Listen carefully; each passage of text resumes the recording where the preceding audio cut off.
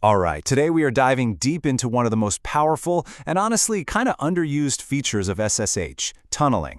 We're going to see how this one single tool can solve a ton of secure access problems. Everything from reaching a database behind a firewall to safely showing off the work on your own laptop. Let's get into it. So, let's kick things off with a super common problem. We've all been there, right? You're working from home, you need to get to a critical resource, maybe a production database. But of course, it's locked down tight inside a private network, totally invisible to the outside world. It's a classic security setup, and yeah, it can be really frustrating. Well, the solution to this, and it's a really elegant one, is SSH tunneling. I want you to think of it like this. You already have a normal, secure SSH connection to a server you can reach. SSH tunneling lets you use that encrypted connection as a secret passage, a secure tunnel to forward all sorts of other network traffic to places only that server can see. It's incredibly powerful. Okay, let's start with the one you're probably going to use the most. We call this local forwarding. The easiest way to think about it is that you're bringing a remote service right to your own machine, making it feel local. So the crucial thing to understand here is the direction of the traffic. With local forwarding, you're basically telling your computer, hey, listen up on port 8080 on my machine. Anything that comes in, I want you to securely wrap it up, send it through our SSH tunnel, and on the other side, pop it out and send it to this other server's port. And this brings us right back to our main problem, that private database we were just talking about. Well, you set up a local forward, and suddenly you can point your database client to localhost 5432 on your own laptop.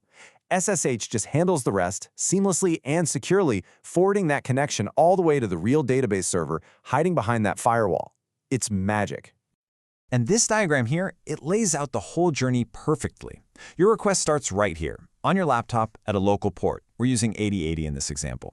It jumps into the encrypted SSH tunnel, travels safely to the SSH server you can access, and that server makes the final little hop over to the private database on its port, 5432. It's so simple, but so incredibly effective. Okay, let's build on that. What if you need to do the complete opposite? What if you have a service running on your machine and you need to expose it to the outside world for a little bit? Well, that is exactly where remote forwarding comes into play. So with remote forwarding, you're flipping the script. You're telling the remote SSH server, hey, I need you to listen on one of your ports. When someone connects to you on that port, I want you to forward their traffic back down through our secure tunnel to a specific port on my local machine. The remote server basically becomes a public doorway to your local service. The classic example for this happens all the time in development. You've got a brand new web feature running on localhost, say on port 3000. You need a colleague to check it out real quick, but you don't want to go through the whole hassle of deploying it. With remote forwarding, you just give them the public address of your SSH server, and it will tunnel their request right back to your laptop. This diagram shows that flow perfectly. Your colleague opens their browser and hits a public port on that SSH server. The server says, oh, I know what to do with this, grabs the traffic, and sends it backward through the encrypted tunnel to your laptop. And then your local web app on port 3000 serves up the page. It's a fantastic, secure way to share local work temporarily. Okay, this slide is key because it boils the whole thing down. Local forwarding is for you to access a remote thing. You connect locally. Remote forwarding is for other people to access your local thing. They connect remotely. Getting this distinction right is everything. It tells you exactly which tool to grab for the job. Now, what if you don't want to just map one specific port to another? What if you need more flexibility? Well, that's where dynamic port forwarding shines. Instead of that fixed one-to-one mapping, it turns your SSH client into a full-blown SOCKS proxy server.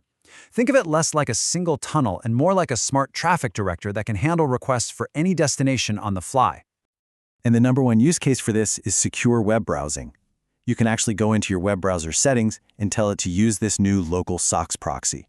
From that moment on, all of your web traffic gets bundled up, shot through the encrypted SSH tunnel, and then it pops out from the remote server. To the rest of the internet, it looks like you're browsing from that server's location. Okay, time to level up a little bit.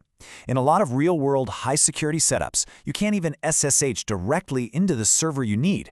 First, you have to go through an intermediary gateway, which you'll often hear called a bastion host or a jump host. So How do you handle this two-step process? I mean, do you have to SSH into the first box, get a terminal, and then from there type another SSH command to get to the second one? You could, but wow, that is clumsy. Thankfully, modern SSH has much, much better ways to handle this. Here are the two main ways to do it. The first one, proxy jump, which you use with the -J flag, is the modern, super simple way. You literally just tell SSH, hey, go through this jump host first. The second one, proxy command, is the older, more powerful method. It basically lets you tell SSH, to connect to this server, I want you to first run this specific command, which in this case is another SSH command that just acts as a pass-through. Now, if you want to use that nice and easy proxy jump method, your setup just needs to meet a few simple conditions. You need a reasonably modern version of OpenSSH, you need the little netcat utility installed, and of course the jump host itself has to be allowed to connect to your final destination.